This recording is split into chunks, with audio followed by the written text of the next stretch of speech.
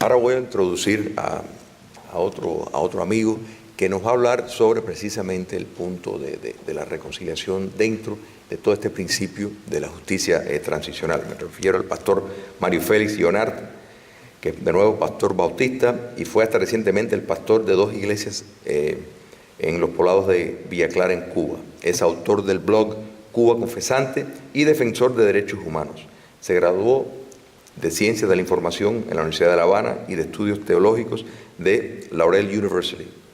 Hace pocos meses tomó la difícil decisión de acogerse al refugio político en los Estados Unidos, esencialmente para proteger a su familia. Él, su esposa e hija sufrieron creciente persecución en los últimos años por parte de las autoridades castristas. La persecución religiosa ha sido un fenómeno es uno de los cursos que ha tomado particularmente las iglesias, las denominaciones pequeñas protestantes, porque tienen una estructura no centralizada y mucho más difícil de penetrar. Y Mario pues ha vivido eso de primera mano, no desde ahora, sino desde hace tiempo. Así que es un placer darle espacio.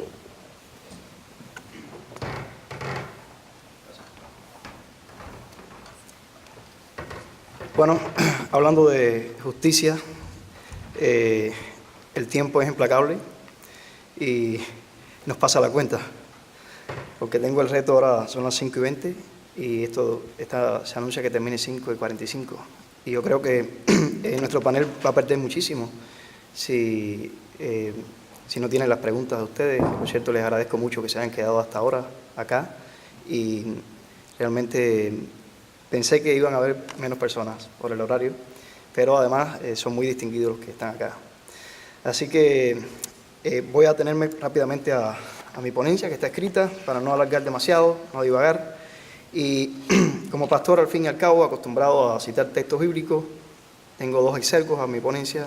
Uno está en la carta del apóstol Santiago, capítulo 4, verso 1, que dice: ¿de dónde surgen las guerras y los conflictos entre ustedes? ¿No es precisamente de las pasiones que luchan dentro de ustedes mismos? Y el Salmo 85:10, muy famoso: la misericordia y la verdad se encontraron, la justicia y la paz se besaron. Misericordia, verdad, justicia, paz, en ese verso. Mi ponencia tiene 3 puntos fundamentales, y los 3 puntos están relacionados precisamente con el tiempo. El primer punto tiene que ver con el pasado, y se llama los legendarios retos. El segundo punto tiene que ver con el presente, y se llama mitos y realidades. Y el tercer punto tiene que ver con el futuro, que ojalá sea un futuro inmediato, y se llama esperanzas, que se vislumbran desde ahora. Y la primera parte, que tiene que ver con el pasado, los legendarios retos, en ella apunto a que esta historia de casi 60 años tiene antecedentes y por lo tanto es una historia de 500 años. En un párrafo introductorio que ya leí esta mañana en una intervención que tuve en otra ponencia, dice: los regímenes totalitarios existen por la sumatoria de la culpabilidad de muchos, tanto en sus orígenes como en su desarrollo, como en la demora de sus caídas. Todos tenemos un poco de culpa. Muchas veces se ha dicho que cada pueblo tiene lo que se merece. Es esta la razón fundamental por la que luego de la hecatombe social de cualquier régimen totalitario, todos los implicados deben reconciliarse. Y muchas veces las fronteras entre víctimas y victimarios suelen tornarse confusas. Por ello, cualquiera que sobrevive a alguna de estas catástrofes sociales deberá primero proponerse reconciliarse primero consigo mismo. Y esto deberá hacerlo con la mayor urgencia antes de reconciliarse él mismo con otra persona y antes de pretender emprender el reto tan inmenso como loable de intentar reconciliar a todos los entes opuestos entre sí como consecuencia del desastre social. Contra nosotros mismos vamos a tener que luchar en Cuba el día después de mañana, el día en que ocurra la esperada y tantas veces anunciada iguales veces pospuesta transición. Por no decir que tendremos que comenzar a luchar contra nosotros mismos desde ahora, si es que esa lucha indispensable no la hemos iniciado ya. Hasta ese día no comenzará la transición de cada cual. y será la sumatoria de las transiciones de todos la que resultará en la transición de un sistema a otro. Y en esa nueva transición estamos abocados a impedir lo mismo que ocurrió en aquella otra de 1959. Sentí una inmensa tristeza ahorita cuando escuchaba la exposición de Richard Dennis, muy buena, por cierto, hablando de muertos. Y sencillamente viendo si eran 20.000, o si era 800 tantas, o si 2.000 tantas. Y yo creo que ¿cuánto vale una vida humana, verdad? Bien triste. Cuando ocurra la transición que esperamos muchos, tenemos que tratar de que sea una transición diferente a lo que ocurrió en el 59, que demuestra que no siempre las transiciones van de una sociedad de bien a mejor o de mal a bien, sino que puede ser de todo lo contrario. Será necesario impedir a toda costa que se repitan de nuevo los ajustes de cuentas, las vendetas por cuenta propia, las barbaridades de aquellos terribles paredones de fusilamiento, por los cuales, aunque ya no se fusile, en buena medida el mismo régimen que las propició subsiste todavía. Y recuérdese que en aquel caso muchas veces las voces que gritaron paredón, como también fueron muchos los que gritaron crucifícale delante de Poncio Pilato en aquel injusto proceso a Jesús, donde el propio magistrado terminó lavándose las manos. Hablando de tema de fusilamiento, que no se puede dejar de mencionar este punto en un tema de justicia transicional, quiero apuntar que soy de los que está en contra de la pena de muerte y que está, por cierto, vigente todavía en el Código cubano, si bien existe una moratoria desde el 2003, después que fusilaron a aquellos 3 muchachos en una semana en un juicio sumario horrendo, 3 pobres muchachos negros, no tenían quien los defendiera. Bien triste. Desde entonces hay una moratoria, aunque yo soy de los que piensan que en Cuba se han seguido asesinando a personas mediante ejecuciones extrajudiciales, yo lo creo. De hecho, por eso en buena medida estoy yo mismo acá, quiero decir. Y es verdad que, bueno, ese es un párrafo donde hablaba de los fusilamientos y demás. Evidentemente, para que haya reconciliación en Cuba tendrá que existir como precondición, además de la reconciliación interna de cada cual, una justicia verdadera. Justicia que allane el camino y ponga fin a un ciclo de contradicciones que viene de mucho más allá de las últimas 6 décadas hasta llegar a nuestros orígenes de poco más de 500 años, si es que no queremos continuar descendiendo a través de toda la espiral de la historia. Primero los hijos de Cuba se dividieron en favor o en contra de la metrópoli española. Ahora, en favor o en contra de una familia que hace lo posible y hasta lo imposible por mantenerse en el poder heredado de un caudillo, hijo por cierto, de soldado español de la otra contienda. La obra de Ramiro Guerra, en 2 tomos, La Guerra de los 10 años, es un testimonio fidedigno de cómo en aquellas guerras de la época de la colonia, pues lamentablemente Cuba se derramó sangre entre cubanos y cubanos, voluntarios cubanos que servían al ejército español y cubanos mambises, pero cubanos contra cubanos. Los muertos que describe, de los que hablaba Richard Dennis acá, eran cubanos también, mataban a cubanos, y vemos que había muertos de los 2 bandos.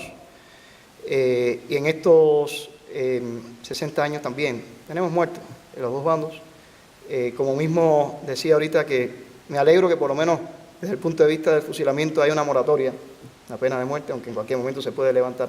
También me alegra mucho cuando la oposición a los Castro tomó el camino de la oposición pacífica, en la cual personalidades como Gustavo Arco tuvo mucho que ver.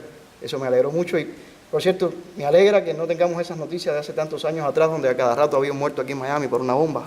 De eso tenemos que alegrarnos, ¿no? Bien, ese es el primer punto, donde hablo de los legendarios retos. O sea, esto es una historia que viene de lejos y ojalá que en el futuro que viene por delante tengamos una historia de Cuba donde los cubanos no sigamos matándonos entre nosotros. Mitos y realidades, el segundo punto de mi ponencia. Quiero ir rápido aquí, tengo subrayado los puntos. Primer mito, esto tiene que ver con la reconciliación. No se tienen que reconciliar los pueblos cubanos y norteamericanos. Los pueblos cubanos y norteamericanos tenemos una historia muy ligada y yo creo que nos amamos mucho, ¿no?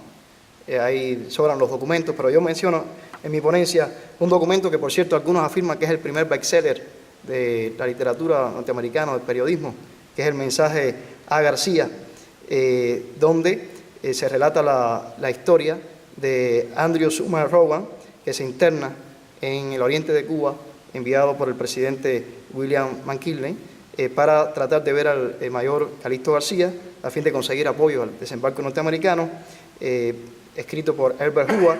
Pero, en fin, es un solo ejemplo donde se habla de cómo estamos ligados nuestros dos pueblos. Yo soy de los que afirma que los norteamericanos y los cubanos nos llevamos bien, así que no tenemos que reconciliarnos. Estos dos pueblos se aman. Tampoco se tienen que reconciliar, a mi juicio, las dos orillas. Somos un solo pueblo y, bueno, me alegra mucho cuando se levantó aquello contra lo que tanto se luchó en Cuba, que era la famosa Carta Blanca, en el 2013, 14 de enero del 2013, que ha permitido que los cubanos podamos un poco más movernos entre las dos orillas para descubrir que somos lo mismo, ¿no? Por cierto, todavía habrá mucho más que ganar. Hay muchos cubanos acá, como Julio Schilling, el día que Enrique pueda volver, entonces podremos hablar de verdad que han cambiado los tiempos, ¿no? Pero yo soy de los que piensa que, aunque discutamos en buena lid, como suele suceder en estas conferencias, pues somos cubanos y nos amamos y creo que no tenemos que reconciliarnos tanto, aunque algunos piensen diferente. Tampoco creo que el problema es de reconciliación entre el gobierno cubano y el gobierno norteamericano o cualquier otro gobierno en el mundo, porque ese no es el problema de Cuba. El problema esencial de Cuba no es el problema de relaciones exteriores de quien esté al frente de la nación. Pero por supuesto creo también que la reconciliación tampoco será la que proponen algunos entre el pueblo cubano y los que han estado extorsionándonos durante 60 años. Yo soy de los que piensa que no es reformable el Estado que tenemos, que hay que comenzar comenzar con un nuevo gobierno, un nuevo sistema. Y paso al punto último de mi ponencia, que es el de esperanzas que se vislumbran desde ahora. También quiero apuntar aquí que estoy de acuerdo con Julio Schilling, que sugiere que el modelo checo sería una opción. Yo soy de los que piensan lo mismo y yo, ojalá que se tome este modelo. Pero, aunque bien María decía que, bueno, que la transición todavía no está teniendo lugar, yo en este punto de esperanzas que se vislumbran desde ahora, digo que sí están sucediendo muchas cosas que apuntan a que no habrá que empezar de cero en cuanto a la justicia ese día. Y, bueno, prueba de ello es esta misma institución que nos ha invitado a esta 11ª conferencia, el Instituto de Investigaciones Cubanas, que ha investigado mucho y que ha aportado mucho, que servirá y ayudará para el día cuando la justicia cubana sea justicia y no sea la injusticia lo que prime, ¿no? El archivo Cuba mismo que dirige María va a ayudar muchísimo porque tiene muchos casos ahí.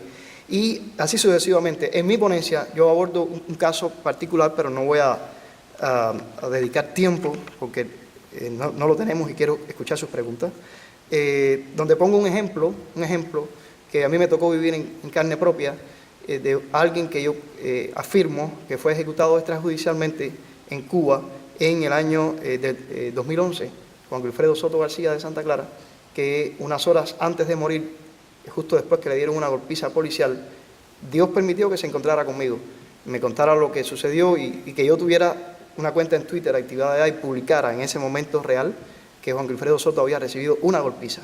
Él murió unas horas después. Yo llevé esto a todas las instancias en Cuba, el Ministerio de Justicia, pidiendo una investigación. Ellos tuvieron que responder y finalmente un fiscal me llamó a relatar los hechos, que se los narré. Él tomó nota de esto. Después que yo le relaté todo, él afirmó: hay suficientes elementos para abrir un proceso. El fiscal Miguel Freites Cárdenas. Y todo eso pueden verlo en mi cuenta en Twitter, @MaritoVoz, narrado en tiempo real, cada momento. Pero cuando él me dijo: hay suficientes elementos para abrir un proceso, a mí me dio esperanza en el sentido de que Tengo que confesar que luego nunca más pude ver a Miguel Fleites Cárdenas, pero hay documentos ya, o sea, documentos preparados que nos van a ayudar a la justicia transicional. Hubiera querido narrar un poco más y describir esta historia, pero voy a terminar ya mi ponencia. Sencillamente esperemos que en esa Cuba nueva que todos queremos, con todos y para el bien de todos, haya justicia real, pero que sea justicia, no hay justicia, y que eso suceda pronto. Así que termino mi exposición.